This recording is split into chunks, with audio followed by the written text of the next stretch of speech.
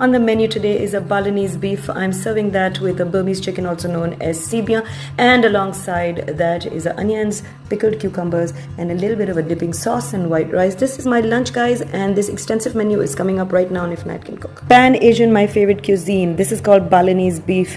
I had this beef curry in Bali many years ago, and I'm going to recreate it with whatever I remember, and I'm so looking forward to making this today on Ifnatcancook. I'm going to use this beautiful Dutch oven, 2 tablespoons of coconut oil, and a tablespoon of regular vegetable oil, 1.5 sliced onion.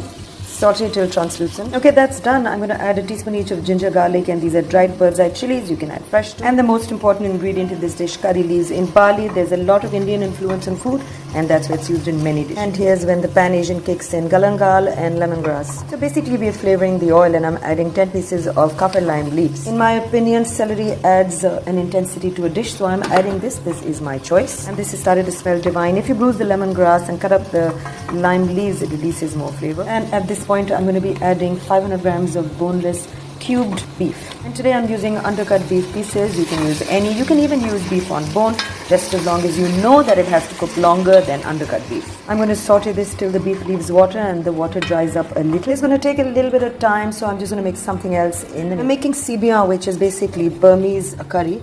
And this time I'm using chicken, starting off with onions. And just like any other curry, saute the onions till light gold. Add half a teaspoon each of roughly cut up ginger and garlic and saute. And while this happens, I just want to show you there's about 600 grams of chicken boneless that I have seasoned with salt, pepper, and a pinch of sugar.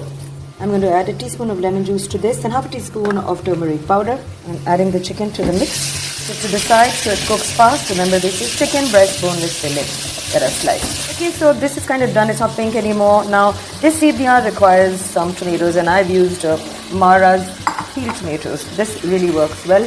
So saute this. You're not going to cover this, cook this on medium heat, and we're just going to wait for the oil to rise to the surface. That is cooking beautifully, guys. There's no filter on this, let me tell you that. I'm adding some green chilies. Okay, I'm going to lessen the fire now, and I'm going to add a bunch of coriander, and I'm going to cover this and cook this on low fire.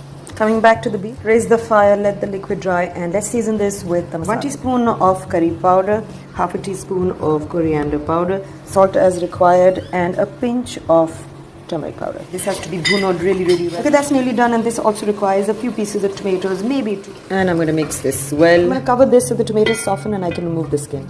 And I think this is done. It's so beautiful. All I'm going to do is squeeze some more lemon juice and add a little bit of fish. It can be made with beef, it can be made with prawns. Some people like more tomatoes and some people like less. I also like adding fish sauce. You don't have. And it's as simple as that. I'm going to turn off the fire. This is Burmese Seebiyan. It's ready to be eaten with white rice that I boiled over here, and I'm going to serve it with the beef. When it's done, I shall show you what it looks like. To save time, let me tell you, I removed the skin of the tomatoes and I'll saute this very well. The oil has risen to the surface. I've also removed the galangal, and I'm just going to add a little bit of water to loosen the consistency and add the last 3 ingredients. Here is a tiny bit of crunchy peanut butter. My favorite fish sauce, which you can omit. I know a lot of people don't like it. I love it. About a tablespoon of peanut butter. I love peanut butter. It adds so much to a dish. Also, have you noticed I have not added coconut today in any of the dishes? I love coconut, but this time not used. That is really it. Turn off the fire and garnish. But before that, a little bit of lemon juice, bird's eye chili, and some spring onion. My favorite coriander and my most favorite basil leaves. Unedited, unfiltered. How beautiful is this? Sprinkle a little bit of sesame. My Balinese beef is ready alongside my Burmese chicken curry, which is called Seebiyan. I'm going to serve that with the white rice there. These two may look similar because I've used certain things and aromatics that are used in such dishes, but trust me, they are so different. I wish you guys were here to try these two dishes that I've made, and I really enjoyed it because this is the kind of food that I could live on for the rest of my life. I wanted to show you the condiments I've made with this to serve it with white rice. That's basically sliced cucumber with vinegar, sugar, salt, and red chili powder.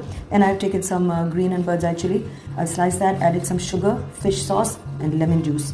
And over there is just vinegar with red chili powder and salt with onions. And I'm going to be eating this right about now.